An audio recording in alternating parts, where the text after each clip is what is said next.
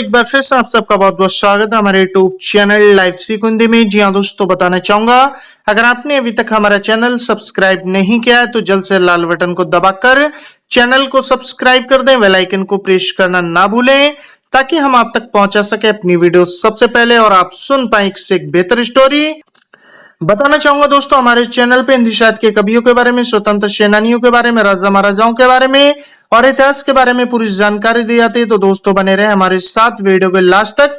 जी हाँ दोस्तों, आज मैं आपको इस वीडियो में बताने वाला हूं तानसेन के जीवन के बारे में, उनके जीवन से जुड़ी कुछ घटनाओं के बारे में, कुछ कहे अनकहे पलों के बारे में।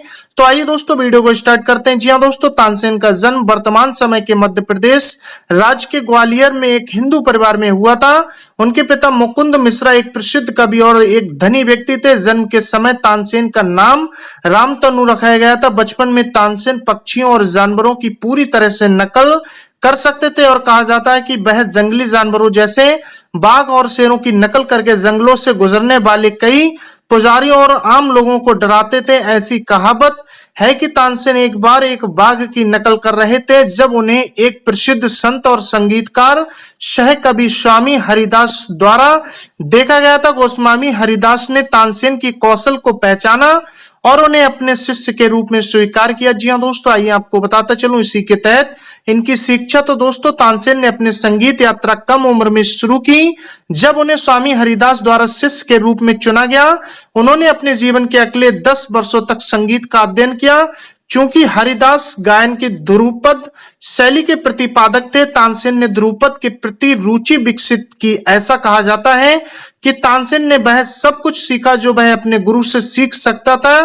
किंवदंती है कि तानसेन ने अपनी शिक्षा पूरी करने के बाद अपने गुरु के अलावा संगीत के क्षेत्र में उसके समान कोई और नहीं था। जी हाँ दोस्तों, आइए आपको बताता चलो कि अकबर के दरबार में गायन। तो दोस्तों, तानसेन रीवा राज्य के राजा रामचंद्र के दरबार में गायक के रूप में कार्यरत थे। उनका संगीत कौशल ऐसा था कि उनकी प्रतिभा और महान की कहानियां चारों ओर फैल गईं। जल्द ही महान सम्राट अकबर को इस अविश्वसनीय संगीतकार के बारे में पता चला। उन्होंने तानसेन को अपने दरबार में बुला लिया। जी हाँ दोस्तों, इसके तुरंत बाद तानसेन अकबर के पसंदीदा गायक बन गए और सम्राट के दरबार में नवरत्नों यानी विभिन्न कौशल वाले 9 असाधारण लोग में गिने गए। यह भी कहा जाता है कि बादशाह के दरबार में अपने पहले प्रदर्शन के दौरान अकबर ने उन्हें 1 लाख सोने के सिक्के दिए। तानसेन के लिए अकबर की प्रशंसा अच्छी तरह से प्रलेखित है। यह भी कहा जाता है कि अन्य संगीतकार और मंत्री तानसेन ने ईर्ष्या करते थे क्योंकि वह अकबर का पसंदीदा दरबारी थे। और दोस्तों, आपको बताता चलूं कि तानसेन को सम्राट अकबर से उपसर्ग में मियां से सम्मानित किया करते थे और इसी कारण उन्हें मियां तानसेन नाम से भी जाना जाता है। आइए दोस्तों, आपको बताता चलूं कि तानसेन के चमत्कार। तो दोस्तों, ऐसा कहा जाता है कि महान गायक अपने गायन से कई चमत्कार कर सकता है। एक लोकप्रिय कथा के अनुसार जब अकबर के मंत्रियों ने जानबूझकर तानसेन को शर्मिंदा करने का फैसला किया तो उन्होंने इसके खिलाफ एक योजना तैयार की।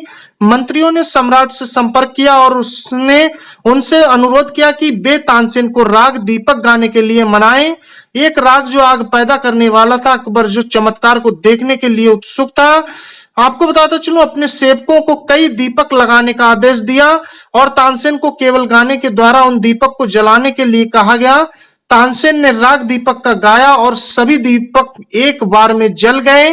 तानसेन के अन्य चमत्कारों में राग मेघ मल्हार गायकर बारिश लाने की उनकी क्षमता शामिल है। कहा जाता है कि तानसेन ने राग दीपक के उपयोग के तुरंत बाद इस विशेष राग का उपयोग किया। ऐसा इसलिए है क्योंकि राग मेघ मल्हार चीजों को ठंडा कर देता था, क्योंकि राग दीपक परिवेश के तापमान को बढ़ाएगा।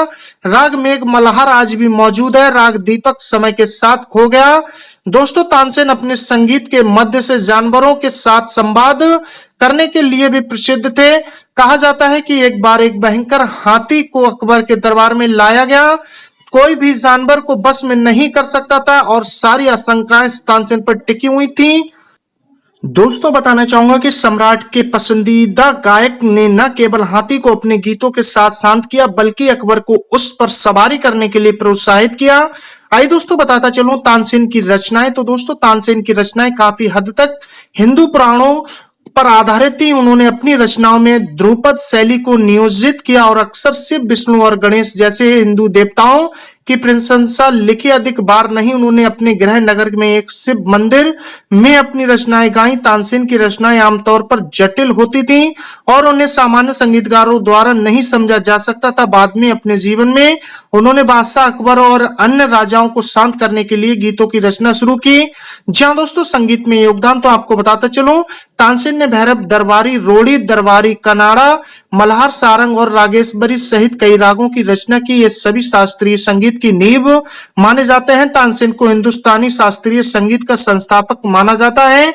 वास्तव में भारत में आज मौजूद हर स्कूल का संगीत उनके मूल को उसके पास वापस लाने की कोशिश करता है। संगीत के ध्रुपद शैली उनके गुरु द्वारा शुरू किए जाने की संभावना है। यहाँ तक कि माना जाता है कि उन्होंने रागों का वर्गीकरण किया है जिससे उन्हें सरल और समझने में आसानी होती है। संगीत की दुनिया में उनका योगदान अनमोल है और इसलिए उन्हें आज भी दुनिया भर के प्रमुख गायकों और संगीतकारों द्वारा पूजा जाता है। जी हाँ दोस्तों, आपको इसी के तहत बताता चलूं कि इनकी मृत्यु, तो दोस्तों तानसेन की मृत्यु बताना चाहूंगा। कहा जाता है कि तानसेन के निधन वर्ष 1586 में हुआ था।